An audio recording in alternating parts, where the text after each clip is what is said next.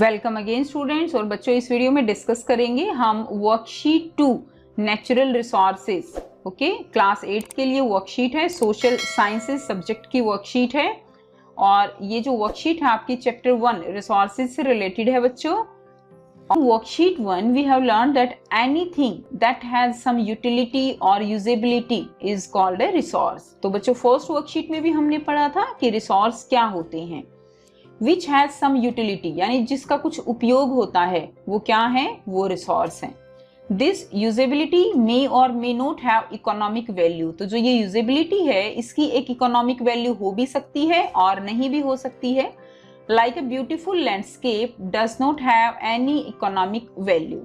यानी जो एक ब्यूटीफुल आप कह सकते हो लैंडस्केप है, एक ब्यूटीफुल जगह है देखने की, उसकी कोई इकोनॉमिक वैल्यू नहीं है। But on the other hand metals और fossil fuels have economic value. लेकिन जो दूसरी मेटल्स हैं लाइक आयरन और जो फॉसिल फ्यूल्स हैं लाइक कोल, पेट्रोलियम, इनकी एक इकोनॉमिक वैल्यू है। But both are equally important resources. But ऐसा नहीं है कि जो ब्यूटीफुल लैंडस्केप है इसकी कोई इकोनॉमिक वैल्यू नहीं है तो ये हमारे लिए रिसोर्स नहीं है। Both are the resources for us. Now the question arise, are all the resources that we have tabulated in previous worksheet come from the same source। तो हमने बच्चों जो भी रिसोर्सेज हैं हमारे, जो हमने लास्ट प्रीवियस वर्कशीट में पढ़े थे, क्या वो उनका जो सोर्स है वो सेम है और they come from different source, या वो दूसरे किसी सोर्स से हमें मिलते हैं। Let's do some activity. हम कुछ एक्टिविटी करेंगे। A part है, here is some list of some substances like soil, toy, vehicle, forest, bridge, rail, minerals, river, mountains, road, buildings, coal, furniture, petroleum, natural gas, sunlight, wind, etc। आप और भी इसमें add कर सकते हो। You can add plenty of things apart from these। इसमें और भी आप ऐड कर सकते हो। Now you can arrange these and other substances surrounding you in two groups based on from where they are obtained। like one is done for you। तो आपको जो है इस तरह से इनको डिफरेंट कैटेगरीज में डिवाइड करना है, जैसे कि एग्जाम्पल से आपको समझाया गया है। तो देखते हैं इसमें कैसे हमें ये करना है। तो यहाँ पर एक एग्जाम्पल गिवन है, लाइक ऑब्टेन्ड फ्रॉम नेचर, यानी जो सब्सटेंसेस हमें नेचर से मिले हैं, एंड मेड बाय ह्यूमन, जो हमें ह्यूमन से जो है ह्यूमन ने बनाए हैं। That is first like soil. Soil क्या है? Soil is obtained from nature, so ये इस कैटेगरी में आएगी। Next is toy is made by human. Next is vehicle. Vehicle students also they are made by human, so हम इसको इस category में लिखेंगे। Next is forest. Forest we obtain from nature, so we will write here bridge। bridge they are made by human and we will write here rail।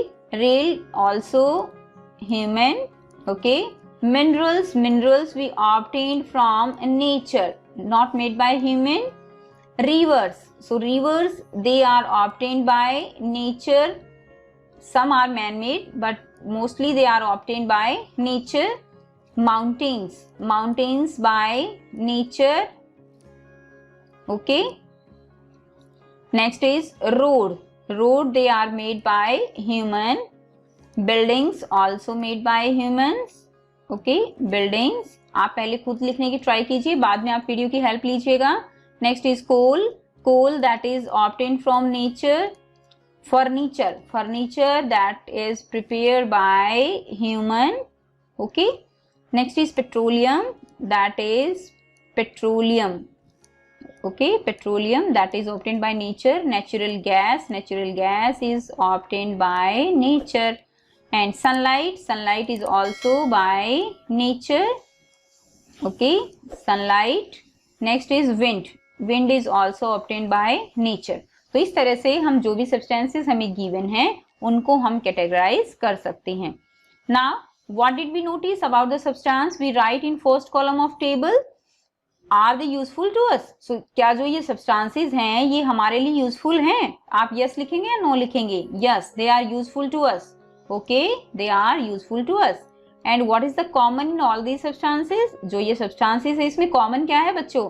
Gift from nature और made by man. They are gift from nature to us, okay. Now what can we conclude?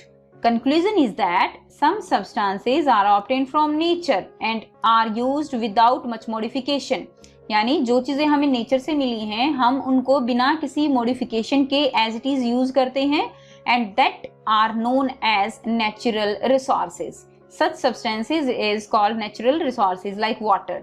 Water में हमने क्या modification की है, जैसे water हमें nature से मिला है हम उसको यूज करते हैं, that is the natural resources. ये डेफिनेशन भी रहेगी आपकी and this definition is very very important for you. Now B part is now all the natural substances same. क्या सारे जो natural substances हैं वो same हैं? Let's find out. तो बच्चों ऐसा नहीं है, उसमें हम देखते हैं कि कैसे वो same नहीं है. देखिए यहाँ पर एक फिर से टेबल गिवन है आपको, तो इस टेबल को हमें सॉल्व करना है. Let's see. Classify the natural substances in the following two categories. Two categories में हम क्लासिफाई कर सकते हैं. Those which are unlimited in nature and renewed quickly, यानी जो नेचर में अनलिमिटेड हैं, ओके, जो खत्म नहीं हो सकते और उनको रिन्यू किया जा सकता है इजीली, तो उनको हम क्या कहते हैं, उनको हम रिन्यूएबल रिसोर्सेज कहते हैं. यहाँ पे डेफिनेशन गिवन है, उनको हम क्या कहेंगे, renewable resources. So for example soil, forest, और भी एग्जाम्पल आप दे सकते हो लाइक सनलाइट. ओके, सनलाइट का एग्जाम्पल दे सकते हो. Next is water and wind. These all are the example of renewable resources. But इनको भी हमें जुडिशियली यूज करना है.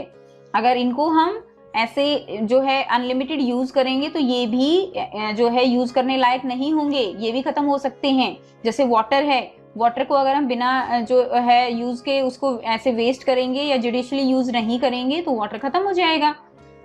नेक्स्ट क्या है, those which have limited stock, यानी जिसका स्टॉक लिमिटेड है, अनलिमिटेड नहीं है वो, and take thousands of year to renew, और उसको रिन्यू होने में हजारों साल लगते हैं बच्चों, like minerals. And second example आप क्या दे सकते हो, like coal. Okay, and next is petroleum. तो ये एग्जांपल आपके रहेंगे for the non-renewable resources. On the basis of above observation, we can say there are some natural resources, substances which are found abundantly in nature. Nature में abundantly present है, यानी बहुत ज़्यादा मात्रा में present हैं, and get renew quickly are called renewable resources. और उनको हम renew कर सकते हैं quickly. They are called renewable resources.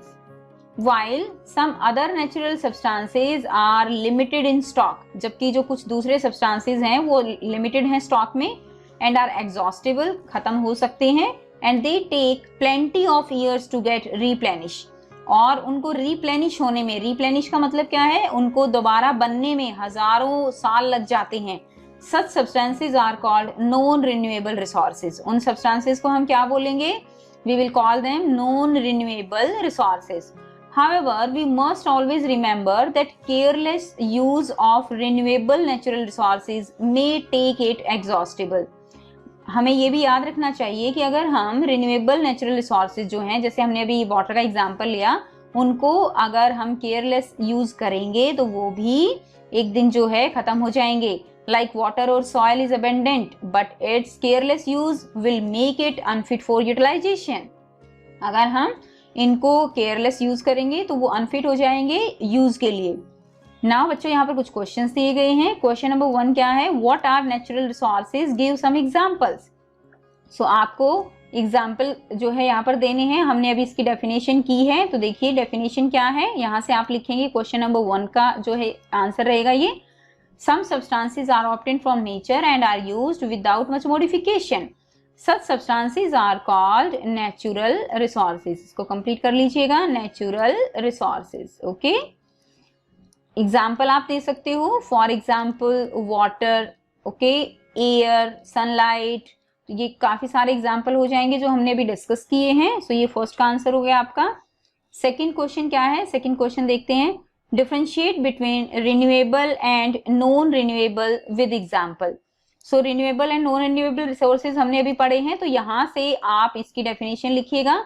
इसमें आपको साथ में एग्जाम्पल देने हैं. तो देखिए रिन्यूएबल में आप किसका एग्जाम्पल दे सकते हो, रिन्यूएबल में एग्जाम्पल आप देंगे लाइक फॉरेस्ट है, ठीक है, उसके अलावा और क्या है, wind, sunlight. So these are the renewable resources. And what are the non-renewable? For example, coal, okay, and petroleum.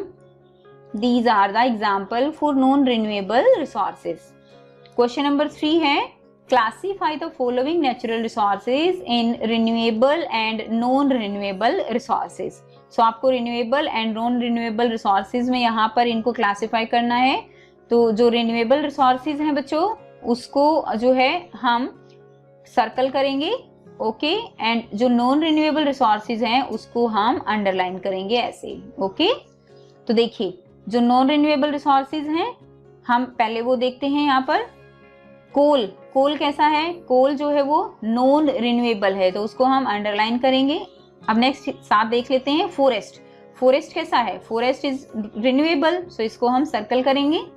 Next is iron, non renewable. Water, renewable, okay. Next is sunlight. Sunlight is renewable. Next is petrol, non-renewable. And next is wind, okay. So wind, that is renewable, so इसको हम circle करेंगे. Now question number 4 क्या given है? Write an imaginary short story on life after all the sweet water sources get exhausted from earth. बच्चों आपको एक imaginary short story लिखनी है.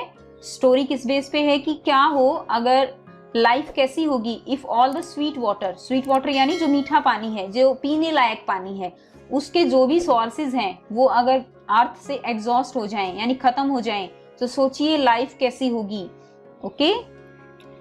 सो इसको आप जो है जो भी आप स्टोरी बना सकते हो वो आपको स्टोरी लिखनी है. मैं आपको जस्ट एग्जांपल आपको बता रही हूँ कि आप कैसे लिख सकते हो.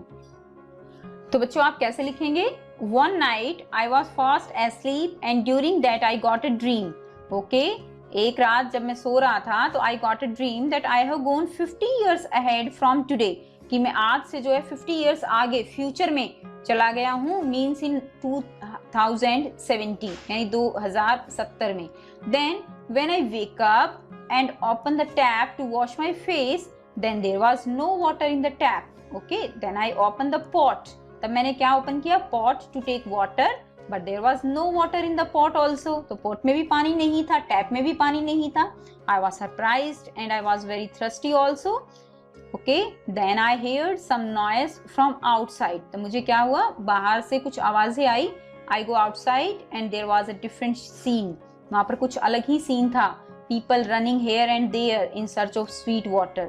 जो लोग थे वो इधर से उधर भाग रहे थे जो मीठा पानी है उसकी सर्च में. एंड दे आर डाइंग, वो मर रहे थे. Plants also get dead. Then I wake up with heavy sweating and think that if it would be in real then what happened. कि अगर ऐसा सच में हो जाए तो क्या हो? Life on earth get destroyed. जो अर्थ है हमारा प्लेनेट है उससे लाइफ ही डिस्ट्रॉय हो जाएगी, क्योंकि विदाउट वाटर ना हम जिंदा रह सकते हैं ना प्लांट्स रह सकते हैं. ओके, देन आई वो that after today I will not waste water at all. तब मैंने एक तरह से प्रण लिया कि मैं आज के बाद वाटर जो है वो वेस्ट नहीं करूंगा. तो बच्चों कुछ इस तरह की स्टोरी आप ही लिख सकते हो. जो भी आपके आइडियाज हैं वो आप जो है अपने आइडियाज अपने जो है स्टोरी में डाल के लिख सकते हो. सो आई होप स्टूडेंट्स आपको बेटा वर्कशीट क्लियर है. फिर भी अगर कोई प्रॉब्लम है तो आप कमेंट करके पूछ सकते हो. और वीडियो अच्छी लगती है तो लाइक शेयर जरूर कीजिए, चैनल को सब्सक्राइब कीजिए. And thanks for watching.